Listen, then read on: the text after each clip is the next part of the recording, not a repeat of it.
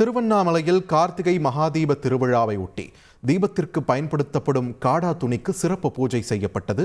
தீபத்திற்கான நெய்யும் கோவில் நிர்வாகம் சார்பில் கொள்முதல் செய்யப்பட்டது. இது தொடர்பான கூடுதல் தகவல்களை எமது செய்தியாளர் குரு தண்டபாணி வழங்க கேட்கலாம். குரு தண்டபாணி, வணக்கம். இந்த மகாதீப நிகழ்விற்கு திருவண்ணாமலை எப்படி தயாராகி வருகிறது? விரிவான தகவல்கள். திருவண்ணாமலை திருக்கார்த்திகை தீப திருவிழா திருவண்ணாமலை அண்ணாமலையார் கோயிலில் கடந்த 4ஆம் தேதி கொடியேற்றத்துடன் தொடர்ந்து நேற்று வரை 7 திருநாட்கள் வெகு விமர்சையாக நடைபெற்றது. இன்று 8ஆம் திருநாள் வெகு விமர்சையாக நடைபெற்று வருகிறது.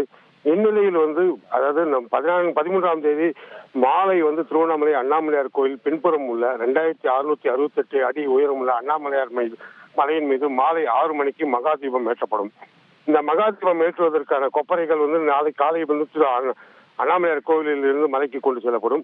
இந்த கொப்பரையில் நெய் ஊற்றுவதற்கு பக்தர்கள் காணிக்கை அளிக்கும் விதமாக இன்று நெய்க்கு சிறப்பு பூஜைகள் செய்து அந்த நெய் கவுண்டரை இன்று திறக்கப்பட்டு அதில் முன்னாள் அமைச்சர் செஞ்சி மஸ்தான் திருவண்ணாமலை அண்ணாமலையார் தீபத்தை ஏற்றுவதற்காக நெய்யை காணிக்கையாக செலுத்தினார். மேலும் இந்த நெய் பயன்படுத்தி தீபம் ஏற்றுவதற்கான காட்டுகள், அதாவது குறிப்பாக 1500 மீட்டர் காடா துணிகள் இந்த தீபம் ஏற்றுவதற்கு பயன்படும். அந்த காடா துணிகளை ஒவ்வொரு முறையும் ஒரு சமூகத்தினை சேர்ந்த அண்ணாமலையார் கோயிலுக்கு காணிக்கையாக அளிப்பார்கள். இந்த வகையில் இன்று கொண்டு வரப்பட்ட அந்த காடா துணிகளை அண்ணாமலையார் கோயிலில் உள்ள விநாயகர் சன்னதிக்கு முன்பாக வைத்து சிறப்பு பூஜைகள் செய்து வழிபட்டு அந்த காடா துணியினை திருக்கோயில் நிர்வாகத்திடம் அழைத்தனர்.